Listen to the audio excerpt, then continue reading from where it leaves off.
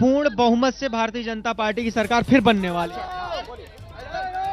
ये देखिए, ये बीजेपी की स्मार्ट सिटी है। ठीक है, हो गया, बोलिए। मेयर सेवका भाटिया 10 बार गया, कोई काम नहीं। बोलने दीजिए, अरे इनको बोलने दीजिए भाई, आधी आबादी की भी सुनिए। एक मिनट, कैमरे के सामने सटिए ना, कैमरे के सामने।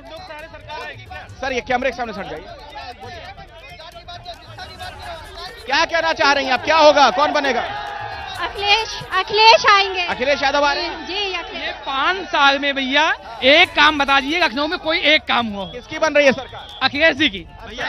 मिट जाएंगे सारे कलंक अगर आ जाएंगे अखिलेश। गुंडों की सरकार कभी नहीं आने वाली, सुशासन और सुरक्षा करने वाली भाजपा सरकार आने वाली है। इस बार नाई तेली तबोली भुर्जीकार कुमार सुनार बढ़ई लोहार मनिहार पार मौर्य कुशवाहा शिकेवट बिन मल्ला, इन सबका इनकलाब होगा। और कल आप राजभर जी की पार्टी से हैं क्या? नहीं, मैं एक किसान का बेटा हूँ। जिस तरह से आप जातियां गिनवा रहे थे, ओम प्रकाश राजभर जी ऐसे ही गिनवाते हैं। मैंने पूरे प्रदेश का अपने गुरु जी के साथ, आदरणीय एसपी नंद जी के साथ पूरे प्रदेश का मैंने भ्रमण किया हुआ है। मैंने देखा सर, ये बोलिए क्या कह रहे हैं? सर कह रहे हैं कि महिलाओं के संरक्षण की बात देखा हमने हाथरस में क्या हुआ, देखा हमने उन्नाव में भी क्या हुआ। देखा हो गई भाई, घर में मिली है। सपा के नेता के घर में उन्नाव में दलित की लड़की मार के गाड़ दी गई। एक तरफ ये फ्री राशन देके, दूसरी तरफ डीजल पेट्रोल 100 के पार भेज रहे हैं।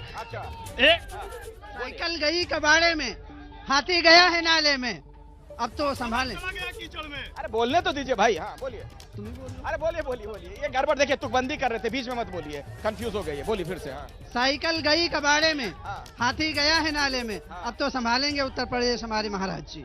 अच्छा जी, योगी आएंगे। योगी आएंगे। अच्छा, वोट अच्छा ठीक है, समझ गया, गुप्त मतदान। मुंगेरी लाल के सपने बुन रही है भाजपा पार्टी पूरे के पूरे। आइए चलिए, पीछे चलिए, बोलिए, खड़े हो जाइए। 300 प्लस समाजवादी पार्टी, 300 प्लस 300 के पार समाजवादी। पिछड़ों का ऐसा अनदेखा किया है। सुनिए की बात, ये माफिया की बात कर रहे थे। जब कोई माफिया भाजपा में रहता है तो सही रहता है, और सपा में वो माफिया हो जाता है। भाजपा वॉशिंग मशीन है। एक भाई साहब अभी कह रहे थे, एक मिनट, एक भाई साहब अभी कह रहे थे। अच्छा सुनिए, मेरा एक सवाल है, सुनिए, एक मिनट, आप लोग पीछे जाइए। चलिए मैं आपसे एक सवाल पूछता हूँ, मैं एक सवाल आप सभी लोगों से पूछता हूँ, सुन लीजिए, मेरी बात सुन लीजिए। अरे भाई मेरी बात तो सुन लो। अब नारा लगाने क्या मतलब है, चुनावी रैली थोड़ी है। मैं ये पूछ रहा हूँ किस मुद्दे पर आप लोगों ने वोट डाला, मुद्दा बता दीजिए। चलिए सुनिए, जिस तरीके से कोरोना काल में इन्होंने कहा था हवाई चप्पल पहनने वाले को मैं हवाई जहाज में बैठाऊंगा, उस समय इन्होंने हवाई जहाज क्यों नहीं चलाए, बसें क्यों नहीं चलाई? जो हमारे बेचारे दिल्ली मुंबई में जो हमारे वर्कर थे वो पैदल आए, उस समय हवाई जहाज चलाते। आलोक जी, बहुत आक्रोश है वैसे लोगों में। देखिए, आपको याद होगा कि अखिलेश यादव ने जो चुनाव में टिकट बांटे तो या तो जेल में थे या बेल में थे या जेल जाने की तैयारी में थे उनके प्रत्याशी। यहाँ तक कि आप देखिए कि इनका अभी से चरित्र क्या हो रहा है। किसी ने कहा कि हम पेशाब से दिया जलवा देंगे, किसी ने कहा कि हम लिस्ट बना रहे हैं, हम बदला लेंगे, किसी ने कहा कि 6 महीने अधिकारियों को हटाना नहीं, हम पहले इनका हिसाब किताब करेंगे।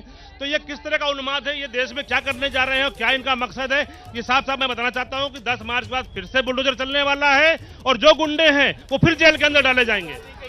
देश को बुलडोजर सरकार नहीं चाहिए, जनता के हित की सरकार चाहिए। ये बुलडोजर सरकार के लिए वोट करने नहीं आते हैं यहाँ पे। युवाओं को रोजगार चाहिए, बुलडोजर नहीं चाहिए। महिलाओं को सुरक्षा चाहिए, बुलडोजर। मुद्दों पे वोट डाला है आपको लगता है?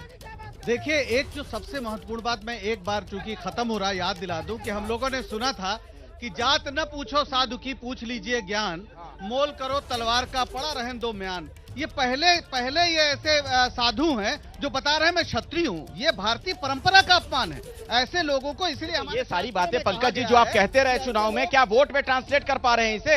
अब उसकी बात करिए ना, आप तो छोड़ दीजिए इन बातों को। कि क्यों जरूरी है ऐसे लोगों को घर बैठाना, बहुत जरूरी है जो भारतीय संत परंपरा का भी अपमान कर रहे हैं। मैं आता हूँ आपके पास, लेकिन जरा कुछ महिलाएं यहाँ पर कुछ कहना चाह रही है शायद बहुत देर से। अरे रुक जाइए, हल्ला बोलने दीजिए, क्या होने वाला है कल? योगी जी, हमको तो योगी जी चाहिए और कोई नहीं चाहिए। हम योगी आएंगे? हाँ जी, योगी, जनता की मांग है, योगी चाहिए। कहाँ की रहने वाली हैं आप? मैं बेंगलोर की रहने वाली हूँ। अच्छा, यहाँ आप यहाँ वोटर नहीं हैं? आप यहाँ की वोटर हैं? जी हाँ, यूपी से ही है। कहाँ से? यही से हूँ, लखनऊ से। लखनऊ से आप? हम लखनऊ से हैं, भारतीय जनता पार्टी मंडल अध्यक्ष। अच्छा ठीक है, बोलिए क्या कहना चाहते हैं? हम भाई ये कहना चाहता हूँ कि अब तो चुनाव हो चुका है, फालतू बात करने का कोई मकसद तो है नहीं। उसके पहले आप लोग फालतू बात कह रहे थे। अभी जो भाजपा वाले बात कर रहे हैं, नहीं नहीं, आपने कहा चुनाव हो चुका, फालतू बात कहने का मतलब नहीं है। तो पहले क्या फालतू बातें करते हैं आप लोग? जो बुलडोजर की बात कर रहे हैं ये सब बिला वजह की बात है, ना रोजगार की बात इन्होंने 5 साल की। अब लोग जवाब दे चुके हैं, कल सुबह जो रिजल्ट आएगा वो इनको मुंह छिपाना पड़ेगा, आप देख लीजिएगा। आंधियां मगरूर दरख्तों को पटक जाएगी, सिर्फ वही शाख बचेगी जो लचक जाएगी, और आसमां छूने का मिल जाएगा अंजाम जब कल भारतीय जनता पार्टी के पैरों तले से जमीन खिसक जाएगी। वो जमीन अगर खिसकती है तो बीएसपी वाले कोशिश करेंगे कि बना दे जमीन।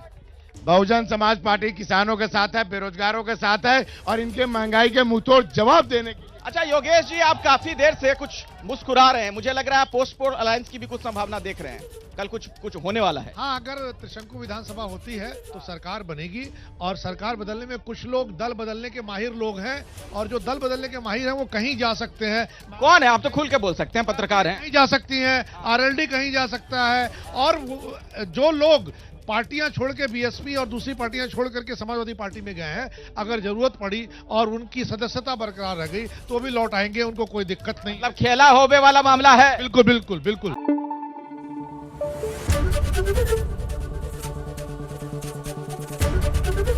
एबीपी न्यूज आपको रखे आगे।